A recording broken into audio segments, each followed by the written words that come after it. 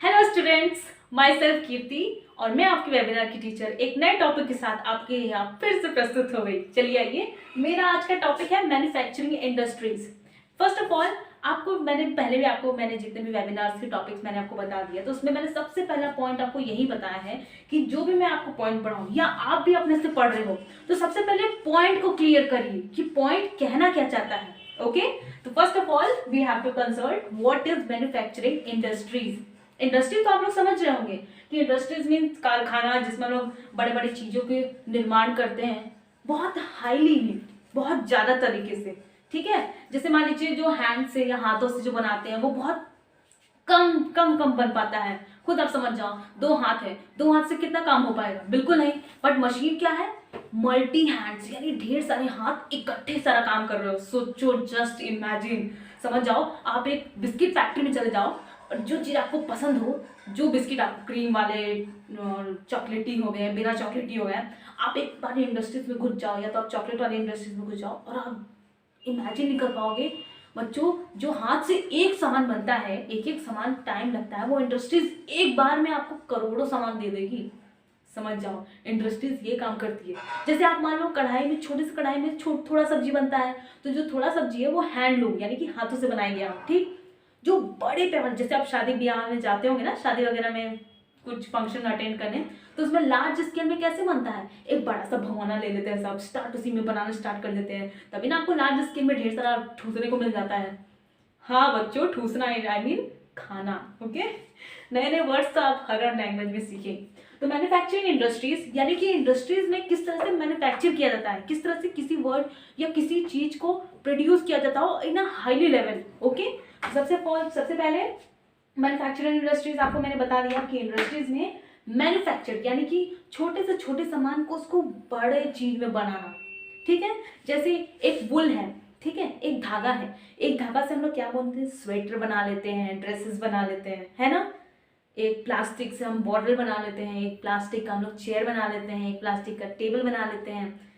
Depends on you कि आप क्या बनाते हो। ठीक है, तो सबसे पहले इसमें दिया है production of goods in large quantity after processing from raw materials to more valuable product is called manufacturing. Okay, क्या मैं बोली आपको समझ में आया? बिल्कुल नहीं आया होगा। चलिए आइए हम समझाते हैं। जो प्रोडक्शन गुड्स, यहाँ पे गुड्स मीन्स अच्छा नहीं होता है, यहाँ पे गुड्स मीन्स होता है सामान। जो सामान लार्ज क्वांटिटीज में, ठीक है, एक बार में नहीं, लार्ज क्वांटिटीज में प्रोसेस किया गया हो, बनाया गया हो, रॉ मटेरियल्स यानी रॉ मीन्स कच्चा, कच्चा मटेरियल्स, मोर वैल्यूएबल प्रोडक्ट, जो अच्छा बनाना उसका, है ना। जैसे अब मैं बता रही हूँ, आपको सिर्फ मैगी मिल रहा हो, ठीक है, मैगी से आप क्या करते हो? उसको और प्रोड्यूस करते हो, उसको मैगी को ढेर सारा पैकेट डालते हो, उसका आलू डालते हो उसमें, फिर वेजिटेबल्स अपने हिसाब से डालते हो, ठीक है। तो आप उसको क्या करते हो? मिला के बनाते हो, तो मैगी और बन जाता है ना। जैसे सब्जी होता है, सब्जी एक अलग अलग होता है, अलग अलग प्रकार का होता है। सारे सब्जी क्या करते हो? मिक्सअप करके बना देते हो, उसे हम क्या कहते हैं? सांभर। जी हाँ, तो एक तरह से समझ जाइए जो इंडस्ट्रीज है वो आपका सांभर है। अब आप ये मत कहिएगा कि इंडस्ट्री मतलब सांभर होता है, बिल्कुल नहीं। मैन्युफैक्चरिंग जिसकी क्वांटिटीज हो वो लार्ज नंबर, एक मिनट में लार्ज क्वांटिटीज बनाते हैं। ठीक है बच्चों, समझ में आया? नहीं आया? फिर से समझाते हैं। मैन्युफैक्चरिंग एक ऐसा लार्ज क्वांटिटी में, मैंने जैसे आपको पहले ही बताया, जैसे एक आप खीरा लोगे तो एक खीरा में सलाद अच्छे से नहीं हो पाएगा, क्योंकि लार्ज, अगर मान लो आपके घर बाराती आ गए तो बाराती को एक खीरा में आप खिला दोगे सलाद में? बिल्कुल नहीं।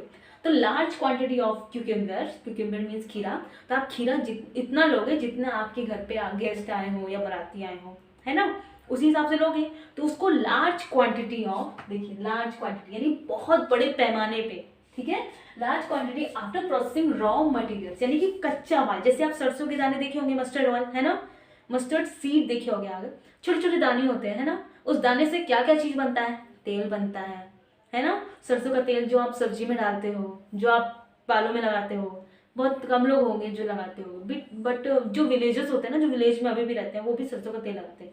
सरसों का तेल बहुत बेनिफिट्स होता है। हाँ, बट ये रहना चाहिए कि वो नेचुरली हो, अब ये नहीं कि केमिकली मिला हो।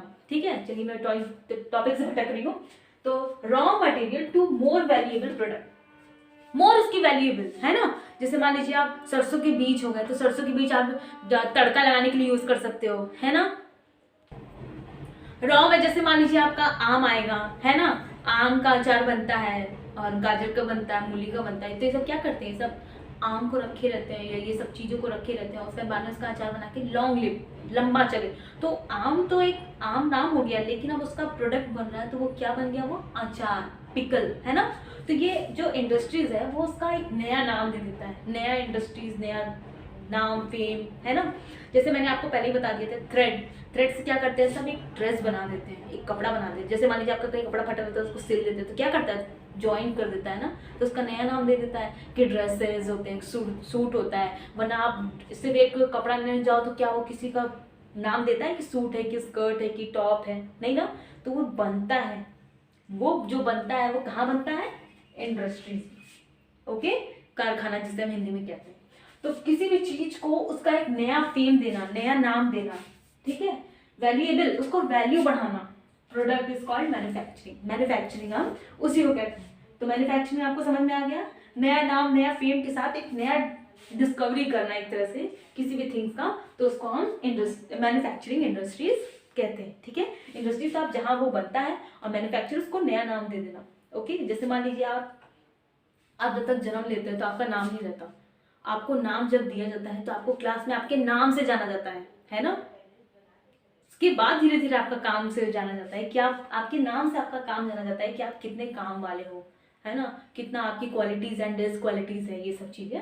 तो अभी इंडस्ट्रीज पे है, आप पे नहीं।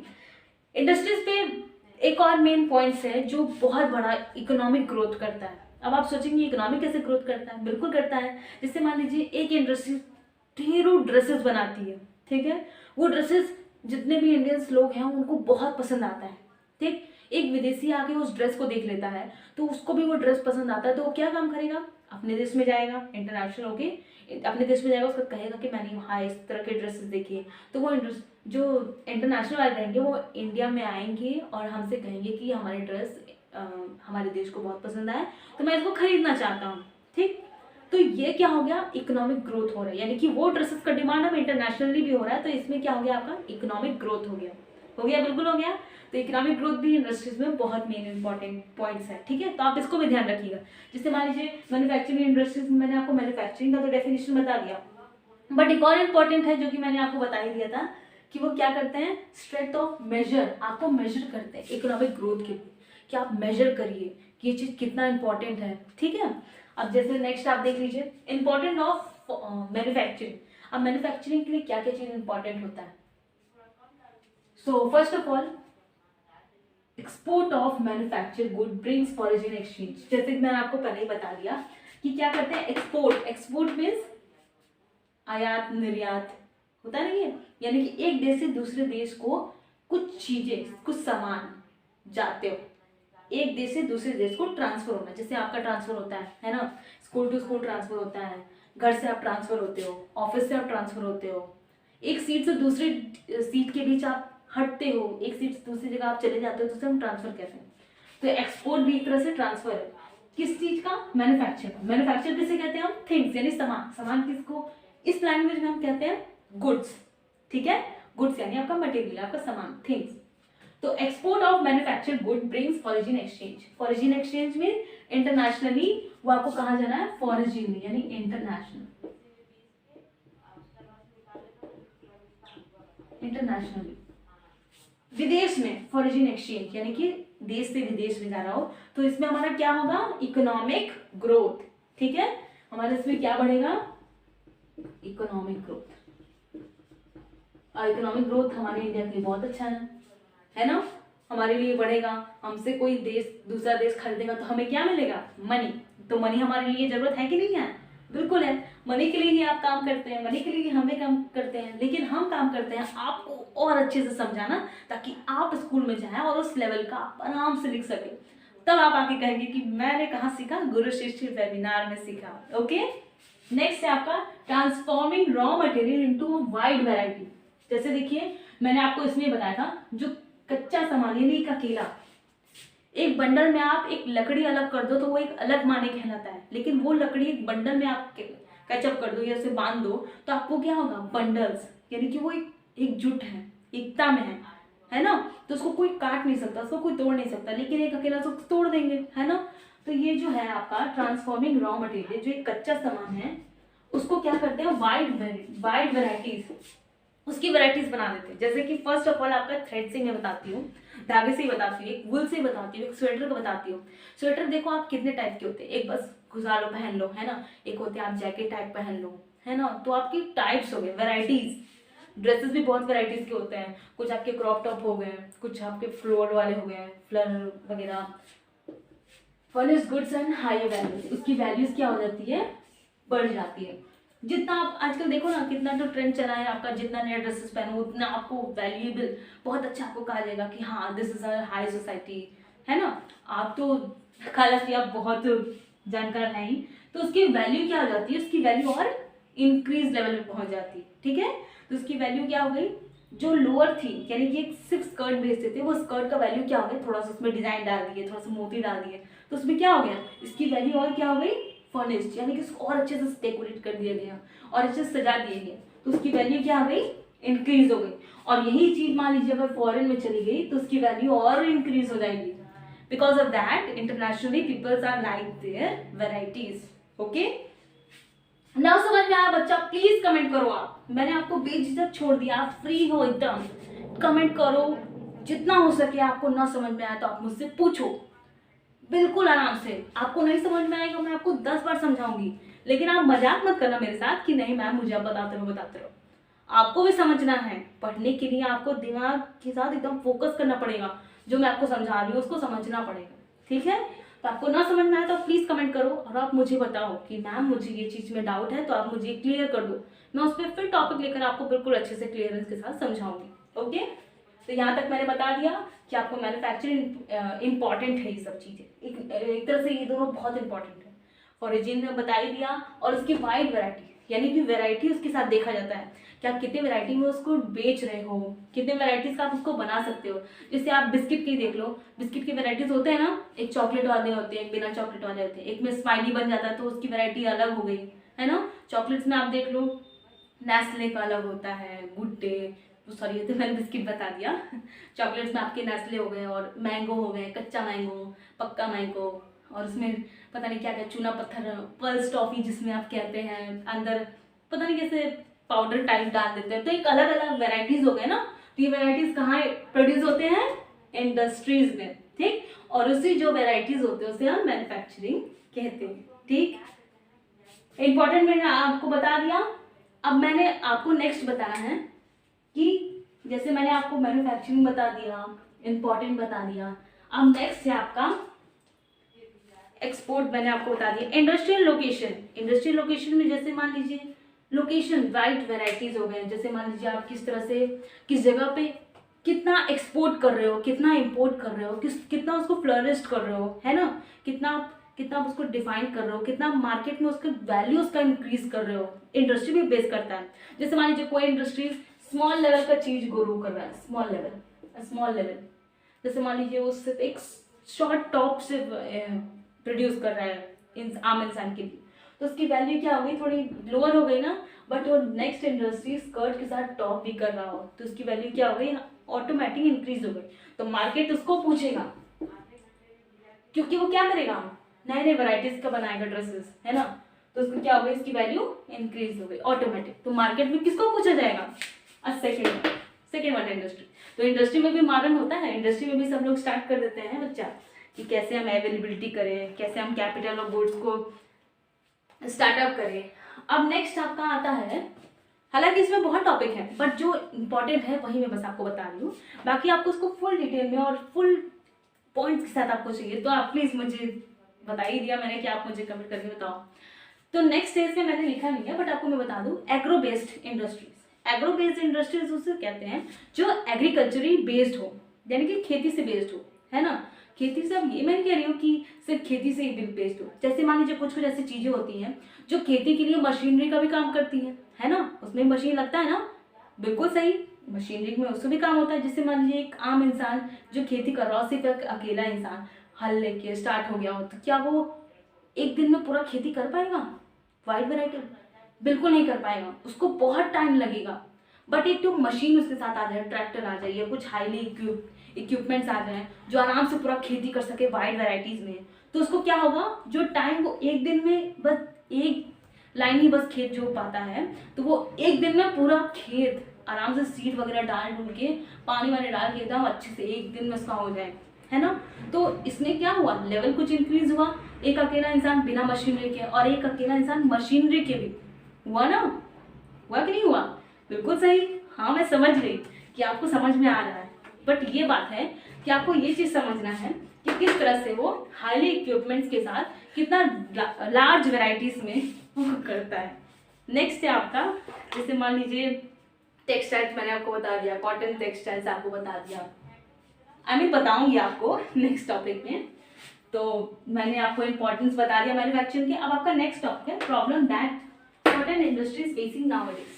आप कोई भी इंडस्ट्री ले सकते हैं, मैंने सिर्फ कॉटन लिखा है आपको, मैं आपको कोई भी इंडस्ट्रीज आपको बिल्कुल क्लियरेंस के साथ समझाऊंगी। तो कॉटन के साथ नहीं, ये हर इंडस्ट्रीज के साथ होता है, बिल्कुल। हाँ, इंडस्ट्री जैसे मान लीजिए आप पोल्यूशन ये सब सुना होगा ना कि कितना हम लोग को कुछ हार्मफुल भी करता है, कुछ इफेक्ट करता है ना। तो इस तरह इंडस्ट्रीज को भी आजकल के दिन जो प्रॉब्लम्स फेस करते हैं उसके बारे में पढ़ते हैं। तो इरेगुलर सप्लाई ऑफ इलेक्ट्रिसिटी, उन्हें जितना उनको सप्लाई मिलनी चाहिए उतना नहीं मिल पाता है। किस चीज़ का सप्लाई, इलेक्ट्रिसिटी, है कि नहीं। कहीं कहीं देखो, जब मेन चीज़ आपका सीरियल में आने वाला था या कार्टून में आने वाला था तब तक लाइट गया, तो आपको कैसा लगता है। हाँ बच्चों, आपके दिमाग में यही आ रहा होगा, अरे मैम मेरे पास तो इन्वर्टर है। जिसके पास नहीं होता होगा उसके बारे में सोचिए, वो क्या करता होगा, सोचेगा अब तो इसका रिपीट टेलीकास्ट भी नहीं आता, मैं कैसे देखूं, है ना। तो इलेक्ट्रिसिटी यहाँ पे जो सप्लाई है वो इरेगुलर है, टाइम टू टाइम नहीं आता है, कभी आ जाएगा। सब जैसे वीडियो गेम नहीं खेलते हैं, टिप टिप टिप टिप करते रहते हैं, आते जाता रहता है, उसी तरह इलेक्ट्रिसिटी वाले भी गेम खेलते हैं इन लोगों के साथ। तो इरेगुलर यानी कि टाइम टू टाइम नहीं आता है। ओल्ड एंड आउटडेटेड मशीनरीज, मैंने आपको इसका बारे में आप अच्छे से डिफाइन कर ही दिया आपको कि किस तरह से ओल्ड मशीनरी उनको एक अवेलेबल कराया जाता है, जिस वजह से वो उतना अच्छे से खेती नहीं कर पाते। जैसे हैंडलूम में आप जानते हो ना, हैंडलूम किसे कहते हैं, जो हाथों से खुद से बनाया गया हो और उसमें टाइम आपको ऑटोमेटिक लगना ही लगना है, क्योंकि आप मशीन तो हो नहीं, आपका तो हाथ है ना। तो हाथ से तो आप एक ही बार सिल सकते हो, ऐसा तो है नहीं कि ढेर सारा इकट्ठे सिलना स्टार्ट कर दो, नहीं, बिल्कुल नहीं। तो आप मशीन भी क्या करती है, एक साथ पूरे लार्ज क्वांटिटीज में, लार्ज वेराइटीज में, वेराइटी, हाँ जी बिल्कुल, वेराइटीज में वो क्या करते हैं, एब्जॉर्व करते हैं, इसको पूरा फर्निश्ड कर देते हैं, पूरा एकदम डिफाइन कर देते हैं कि हाँ चलो इकट्ठे पूरा बना दो, ठीक है। नेक्स्ट है आपका लो आउटपुट ऑफ लेबर्स, जो लेबर्स होते हैं उनको जो आउटपुट्स होते हैं, जो लेबर्स होते हैं वो बहुत कम, लार्ज क्वांटिटी में नहीं, बहुत कम क्वांटिटी में मिलते हैं, है ना। जो उनके आउटपुट्स होते हैं, आउटपुट्स में कितना उनको एक दिन में कितना वो कर पा रहे हैं। तो एक अकेला इंसान कुछ कर पाएगा, बिल्कुल नहीं, बहुत कम टाइम उसको लगेगा, है ना। मशीन रहेगा तो उसको कम टाइम में बन जाएगा, बट एक अकेला इंसान क्या पूरे लार्ज वेराइटीज के इकट्ठे फ्लरिश कर पाएगा, इकट्ठे ग्रो कर पाएगा, इकट्ठे हर चीज इंडस्ट्रीज में काम कर पाएगा, बिल्कुल नहीं कर पाएगा, उसको टाइम लगेगा, है ना। तो यही चीज है लो आउटपुट, यानी कि जो उसका आउटकम है, जितना वो बना दे रहा है एक दिन में, वो लेवल्स की क्या हो जाएगी, कम हो जाएगी। यानी एक दिन में सिर्फ वो 10 स्वेटर बना पा रहा है हाथों से अगर सिर्फ उसी में लगा रहा तो। लेकिन मशीनरी क्या करेगी, एक दिन में पूरा लाखों का ड्रेस एक ही दिन में बना के रख दी, तो किसमें ज्यादा फायदा है, मशीनरी में। मशीनरी किस में आएगा आपका, इंडस्ट्रीज में, और इंडस्ट्रीज और मैन्युफैक्चरिंग टॉपिक है ये पूरा बेस्ड। नेक्स्ट आपका लास्ट है tough competition with the synthetic fibre industries. जो आपका सिंथेटिक फाइबर इंडस्ट्रीज है, सिंथेटिक आप समझ रहे हो ना हाँ जी बिल्कुल बिल्कुल सही। इसमें कंपटीशन होने लगता है, सिंथेटिक में नहीं, हर लेवल में होता है। आप ड्रेस में देख लो, फूड में देख लो, डेयरी में देख लो, डेयरी में जैसे पनीर, दूध, दही का प्रोडक्ट, दही में जैसे छाछ वगैरह, मट्ठा, ये सब होता नहीं है, तो ये सब में भी सब कंपटीशन स्टार्ट कर देते हैं, हर चीज में कंपटीशन होने लगता है। अब कंपटीशन तो आपके पढ़ाई में भी होता है। अब जैसे मान लीजिए आपके लेवल का कोई बच्चा यही गुरु शिष्य वेबिनार देख रहा हो और वो आपसे ज्यादा सीख ले और आप कम लेवल में रहे, तो आप बताइए कंपटीशन हुआ कि नहीं हुआ। तो आपको भी उस लड़की के लेवल में आना पड़ेगा। तो आपको कहाँ आना पड़ेगा, गुरु शिष्य वेबिनार में, बिल्कुल सही। अगर आपको क्लियरेंस ना हो तो उस बच्चे से पहले आप मुझे कांटेक्ट करो, ठीक है। किस चीज में कांटेक्ट करना है, कंपटीशन लेवल में। कंपटीशन किस चीज का होना चाहिए, पढ़ाई का, और पढ़ाई किससे होगा, मुझसे, मैं आपको करवाऊंगी पढ़ाई, बिल्कुल जी हाँ। आप यही सोचेंगे ना कि मैम कैसे पढ़ाएंगी, बिल्कुल।